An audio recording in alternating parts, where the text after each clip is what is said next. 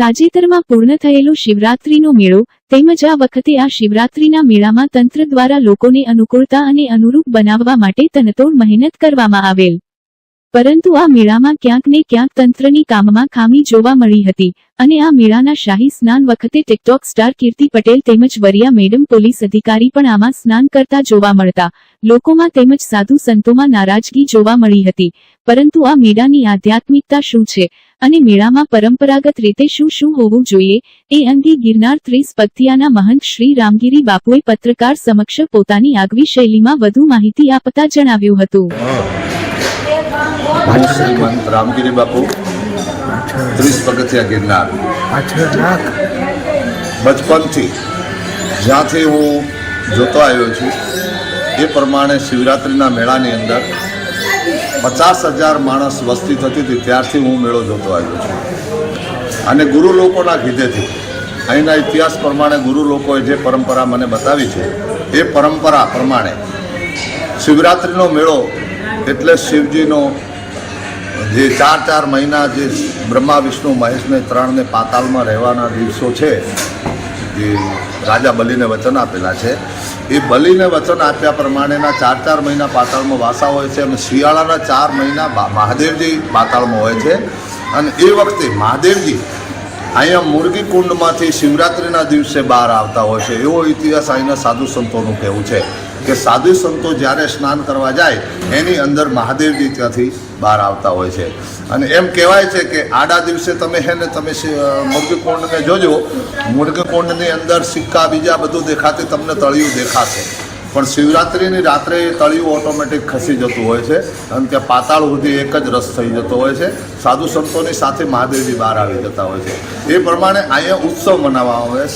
શિવજીનો એક તો છે ને પરંપરા હિસાબે જે લૌકિક ભાષાના એમ કે મહાદેવજીનો વિવાહનો દિવસ છે, એમના લગ્ન તારીખ શિવરાત્રિની રાત હતી એ પ્રમાણે બી લોકો માનતા હોય છે પણ અહીંયા ઉત્સવ એવો હોય છે કે મહાદેવજી પાતાળથી બહાર આવે છે અને સાધુ સંતો એને સન્માન આપે છે, સાધુ સંતો ત્યાં સ્નાન કરે છે।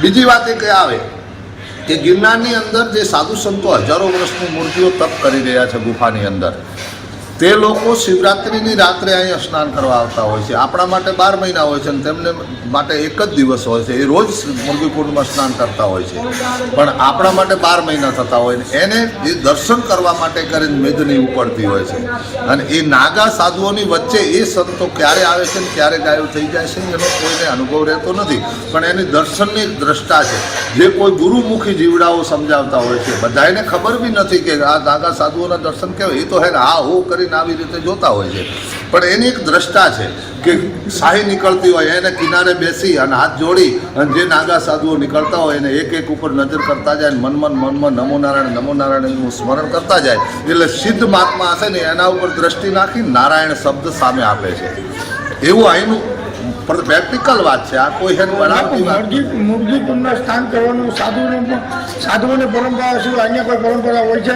કે જે અત્યારે વિવાદ ચાલે છે? નહીં, એ નાગા સાધુઓનું સ્નાન છે, એ નાગા સંન્યાસીઓનું સ્નાન છે જે વિરજાહવન કરીને સંસ્કારિત સાધુ થઈ જાય છે અને જે દિગંબર થઈ જાય છે અને ત્યાં ભવનાથનો તો એવો રૂલ પરંપરા છે કે ત્યાં સિવેલું કપડું પહેરેલો માણસ કુંડની અંદર પ્રવેશ નથી કરી શકતો। ભવનાથ મંદિરની અંદર બી છે ને સિવેલા કપડાં પહેરીને મહાદેવની પૂજા નથી થતી એવી પરંપરા છે પણ એ પરંપરાઓ બધી ઘૂંસાતી જાય છે। નાગા સાધુ સિવાય મંડલેશ્વરો પણ એના કુંડમાં સ્નાન ડૂબકી નથી મારી શકતા એવો રૂલ છે। કપડાં પહેરેલો સાધુ તો ન જ થાય, એને દિગંબર જ થવું પડે કુંડમાં સ્નાન કરવું હોય તો। કપડાં પહેરેલો સાધુ ત્યાં સ્નાન કરી જ નથી। બીજો પ્રશ્ન આવ્યો છે કે ખાસ કરી પણ સિસ્ટમમાં આવવા જોઈએ, પરંપરા ન તોડવી જોઈએ।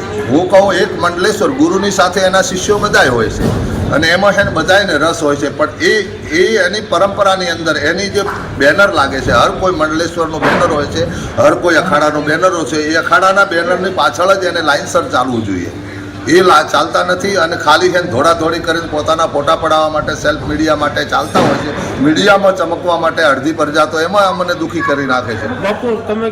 જે સ્નાન કર્યું છે એના ઉપર એક્શન નથી, એને લઈને આવવાવાળો કોણ વ્યક્તિ છે જે ગાડા ભરીને લોકોને લઈને આવે છે અને ખોટા કપડાં પહેરાવી અને લોકોને અંદર દાખલ કરાવે છે, એવા લોકો ઉપર એક્શન અધિકારીઓ લેવા જોઈએ। સાધુઓ હોય છે, અવધૂતાનીઓ હોય છે. લેડીઝ સાધુને અમારી ભાષામાં અવધૂતાની કહેવામાં આવે છે. અવધૂતાની બી હોય છે અને સાધુ બી હોય છે. દિગંબર સાધુ હોય એ હેન હાવ દિગંબર કરીને ભગવતી લગાડીને સ્નાન કરતા હોય છે. અને સાધ્વીઓ હોય એક વસ્ત્ર પહેરતી હોય છે. એક વસ્ત્રમાં એને ભગવતી ચડાવી સ્નાન કરવા આવવું જોઈએ. પણ પહેલાં નાગા સાધુઓ સ્નાન કરી લે એટલે પછી સીધી અવધૂતાનીઓ આવે અને અવધૂતાનીઓ સ્નાન કરી લે એટલે મંડલેશ્વરો આવે. મંડલેશ્વરોને એ ચરણામૃત લે. મંડલેશ્વરો સ્નાન નથી કરી શકતા એ કુંડમાં. એ કુંડની ગરિમા છે. મંડલેશ્વરો પણ એ પોતે સ્નાન કરી શકતા ને વર્ષોની પરંપરા હતી. કિનારે બેસી અને એના ચેલાઓ, એના શિષ્યો જે એની સાથે હોય છે એ લોકો કુંડમાંથી ખોબા ભરી અને ગુરુ ઉપર આવી રીતે જળ ચડાવતા હોય છે. એવી એની પરંપરા છે. બધા પ્રશ્નો એક હાથે કરીશ તો હું કેમ જવાબ આપવાનો? બાપુ મુરગી આપણે પહેલા તો મુરગી કરનું પૂછે. પટેલ ઉપર બોલી જ નથી શકતો કેમ કે કીર્તિ પટેલ જેવી કેટલી અંદર ઘૂસી ગઈ હતી, કેટલાય લોકો એને અંદર ઘૂસી ગયા હતા. હું એ લઈ આવવા વાળા સાધુઓને હું દોષા. પીઆઈ વરિયાએ પણ સ્નાન કર્યું, શું કહેશો? પીએસઆઈ વરિયા બિચારી ભોળા ભાળી હે દેખાદેખીમાં અંદર ઘૂસી ગઈ હશે. જોકે હું સાઈમાં હતો નહીં એના બારેમાં હું કહી નથી શકતો, પણ છતાં બી જે થયું છે એ ગલત થયું છે. અને એમાં અધિકારીઓએ આના ઉપર તટસ્થ રીતે બંધારણમાં રહેવું જોઈએ. જે આ વખતે થયું છે એવું ભવિષ્યમાં ન થાય એના માટે અધિકારીઓ સતર્ક રહેવું. સ્નાન કરવું ગુનો છે. કેમ કે સાધુ અમારી ભાષામાં સાધુ સંત હોય, સાધુ સંત ભભૂતિ ચડાવે અને ભભૂતિને ટચ કોઈ કરે તો એનો દોષી બી ટચ થવા વાળો હોય છે. બાપુ કેવા કડક પગલા તોડાશાની માથે તમારી શું માંગણી છે? કીર્તિ પટેલ જો સ્નાન અમે પગલા લેવામાં આમાં એનો કોઈ ગુનો તો છે નહીં. બાપુ એને સ્નાન પરંપરા થોડી છે, પરંપરા વિરુદ્ધની વાત છે કે પરંપરા લઈને આવવા વાળા ગુરુઓ છે. કેમ કે અધિકારીઓને હું સંપૂર્ણ રીતે અધિકારીઓને દોષ આપી દઉં તો અધિકારીઓ ગભરાય છે કે મહાત્માઓ ડખો કરશે, મહાત્માઓ અમને શું કહેશે, અને આના ઉપર અધિકારીઓ ઉપર બી દબાણ લાવી દેતા હોય છે. એટલે અધિકારીઓ જતું કરતા હોય. બાપુ ધારાસભ્ય કડક કાર્ય તો પહેલા તો તારા ઉપર જ થવી જોઈએ. કેમ કે તારા જ માણસો પહેલા મારા સાંસદ ભાવનાબેન ચીખલિયા સાંસદ હતી. અહીંના ધારાસભ્ય ભાઈ બહુ લાંબો સમય મશરૂભાઈ રહ્યા છે. એ લોકો બી આવ્યા છે. એ લોકોએ કદી આગેવાની નથી કરી. એ લોકો સાથે સાથે ચાલી અને કિનારે આવીને ઉભા રહીને સંતોના હાથ જોડીને દર્શન કરતા. એમણે કોઈ દિવસ કોઈને દખલગીરી કરવાની વાત નથી કરી. બાપુ પરંપરા નથી શકતો. એ પાછી શિવરાત્રી હું આવતા વર્ષે જ પેદા કરી શકું એમ છું. એને હું કોઈ દોષમાં લઈ શકતો નથી. પણ અધિકારીઓને મારી નમ્ર અપીલ છે, સાધુ સંતો અધિકારીઓ હોય કે ભલે આપણા પદાધિકારીઓ, આપણા પ્રશાસન અધિકારીઓ હોય, બધાને નમ્ર અપીલ છે કે આ નોંધ રાખે અને આવતી શિવરાત્રીની અંદર કોઈ આવી ભૂલ ન થાય એના માટે સખ્ત બંધારણ થાય. મહેનત હતી, તંત્રની મહેનત હતી. તંત્રએ મેળો એક સંપૂર્ણ રીતે ઐતિહાસિક મેળો બનાવવાની કોશિશ કરી, પણ તંત્રએ સાધુ સંતો સાથે સંપર્ક નથી રાખ્યો. સાધુ સંતોને સાથે લઈ સાધુઓનું બંધારણ જોઈ, સાધુઓને પૂછપરછ કરી, સાધુઓને કોઈ જિમ્મેદારીઓ સોંપી અને મેળામાં ચાલ્યા હોત તો આ બધું ન થાત. સાધુ સંતોને તો બોલ્યા હતા, શેરનાથ બાપુને એ બોલાવ્યા છે ને, એમને જવાબદારીઓ સોંપવી પડે. એમની જવાબદારીઓ બી થાય છે. સાધુ સંતોને અમુક અખાડાની અંદર અખાડાના પોતપોતાના અખાડાના સાધુઓને સંપર્ક કરે અને ભાઈ તમારા અખાડાને તમારે સંભાળવાનો છે એવી રીતે એને જવાબદારીઓ સોંપવી પડે. અધિકારીઓ હે ને ભેળા રાખીને મીટિંગ કરી ગઈ એટલે પટી ગયું એવું નથી હોતું.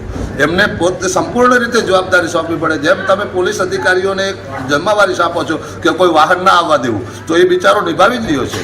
એવી રીતે તમારે એ અહીંના સ્થાનિક મહાત્માઓને સાથે લઈને એમને કોઈ જવાબદારીઓ સોંપવી પડે, પરંપરા પૂછવી પડે. એ પરંપરાને તો જ ઘોળીને પી ગઈ છે અહીંની સરકાર ને, અહીંના નેતાઓ ને, અહીંના ઓફિસરો ને, અહીંના મહાત્માઓ. બસ આના કારણે જ આવું બધું થવા માંડ્યું એટલે અમને દુઃખ લાગે છે. અમે એને અંદર જઈએ, અમે અભડાઈએ, અમે આમ કહીએ કે અમે અભડાઈએ છીએ, આની અંદર અમે દોષી થઈએ છીએ. કેમ કે ધર્મની અંદર કીધું છે કે ધર્મનો વિરોધ થતો હોય, ધર્મનો નાશ થતો હોય તે જગ્યાએ વિરોધ કરવો, અને વિરોધ કરતા જો આપણે વિરોધમાં જો વિજેતા ન થતા હોય તો એ જગ્યા છોડીને ભાગી જવું. તો એના કરતાં અમે નિવૃત્ત થઈને એક સાઈડમાં બેઠા અહીંયા શિવરાત્રિની રાત્રે ભગવાનનું ભજન કરીએ, એ સારું.